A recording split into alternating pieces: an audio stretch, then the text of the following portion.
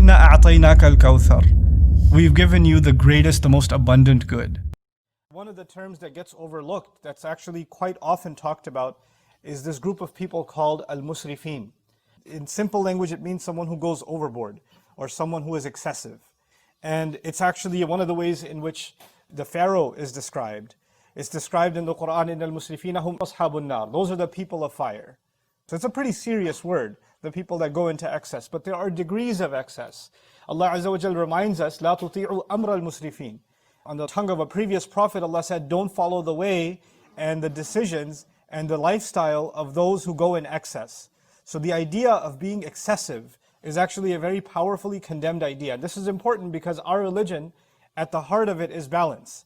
Allah Azza wa Jal describes the skies and He says, وَالسَّمَاءَ رَفَعَهَا وَوَضَعَ الْمِيزَانِ أَلَّا تَطْغَوْا فِي الْمِيزَانِ. He says He elevated the sky and He put a scale in it, a balance in it. Which means that the earth and the moon and the sun and everything is in a position, they're balanced, the day is balanced with the night. All the heavenly bodies have a place and a position where they're supposed to be. كُلٌّ فِي فَلَكٍ يَسْبَحُونَ. This is the way Allah likes things to be in harmony and balance. Things that are small and big, pitted against each other and weighed against each other and rotating, and each of them performing a role.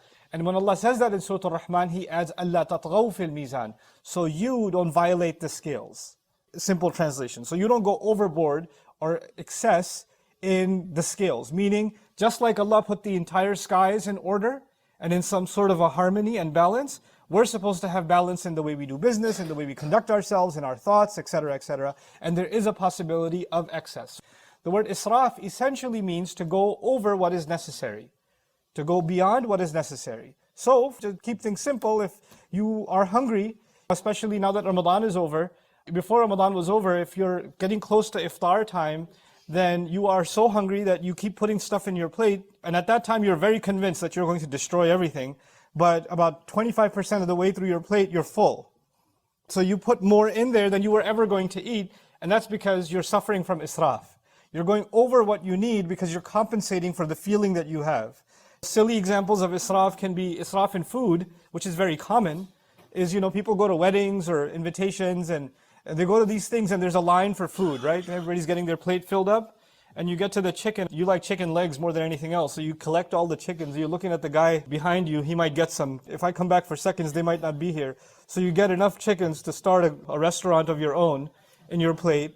But you do that because you're suffering from israf. You're not going to eat all of that. You take more than what you need. So israf can be in food. Those are easy examples. And it's not just putting more on your plate that you're going to eat, but eating more than you need to. Eating actually more than you need. You're already full, you're still stuffing your face. Or you're still getting the munchies all the time. You're constantly just consuming and consuming and consuming and consuming. Or even within food, eating things that you're not supposed to be eating more than you should. Like, okay, sugar is a necessary part of the body's functions. Or carbs are a necessary part of the body's functions. But everything is in a balance. And if you go overboard and say, I just keep eating candy or keep eating sweets, Allah teaches us His natural order of things. If you eat things out of order or you excess in one ingredient over the other, your body is going to suffer. Your health is going to suffer. And you may not see the effects of it right away, but maybe 10 years from now, if you're going into the hospital because you have diabetes or heart issues, that's because you had israf. So what israf does is it brings a lot of negative consequences into a person's life.